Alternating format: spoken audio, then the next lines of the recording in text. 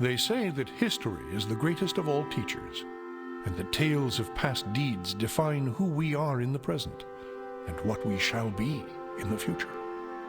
It is said that such tales shall, with each telling, illuminate us all with the light of truth. I shall tell you of such a tale. It is a tale quite familiar to me, for I have spent nearly a lifetime piecing it together and chronicling it here within this book.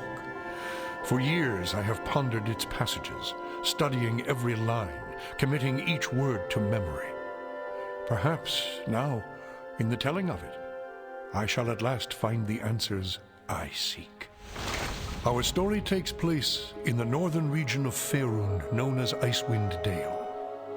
It is a harsh, frozen land, cut off from the rest of the world by a wall of jagged peaks called the Spine of the World.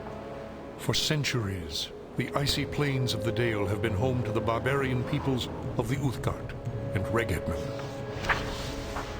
Huddled together in small, closely knit tribes, the barbarians lived simple lives, free, proud, and fiercely independent. Until the day an archmage named Erakan came to Icewind Dale.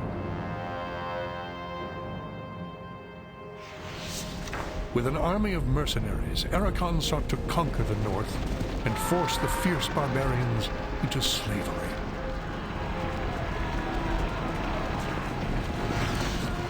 Long weeks of battle followed, and the scattered barbarian tribes suffered terrible losses. Defeat seemed inevitable. In their darkest hour, a barbarian shaman named Jared came forth and demanded a council between all the remaining tribes of the north. A respected warrior, Jared persuaded the council to put aside their differences and unite against Erakan. Strengthened by a new sense of purpose, the barbarians rallied behind their new leader. The combined might of the Northmen proved more than a match for Erakan, who had counted on the division of the tribes. Wave after wave of barbarian warriors tore into Erakan's hired army, forcing them on the defensive and ultimately into full retreat. As his army crumbled around him, Erakan had time for one last desperate act before his enemies descended upon him. Drawing upon his remaining power, the Archmage breached the planar boundaries, tearing open a portal to the lower planes.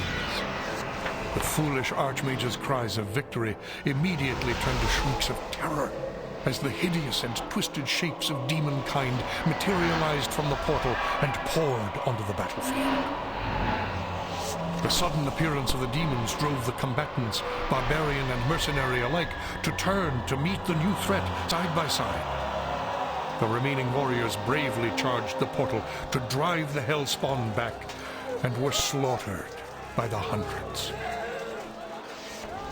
As his people fell around him, the barbarian shaman, Jared, looked up from the blood-drenched snow of the battlefield and caught sight of a lone figure high upon a ridge in the distance. Jared immediately recognized this vision as an omen from his god Tempus, and in that instant, he knew what had to be done.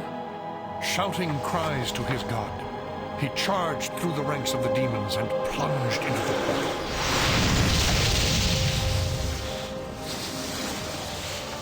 As Jared's blood fused with the energies of the portal, an explosion of white light engulfed the battlefield.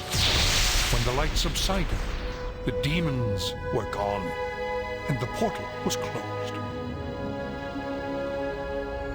In its place hovered a disk of solid stone. Frozen within the center of the disk was Jared's body, locked in his final moment of agony, in his final moment of triumph for all eternity.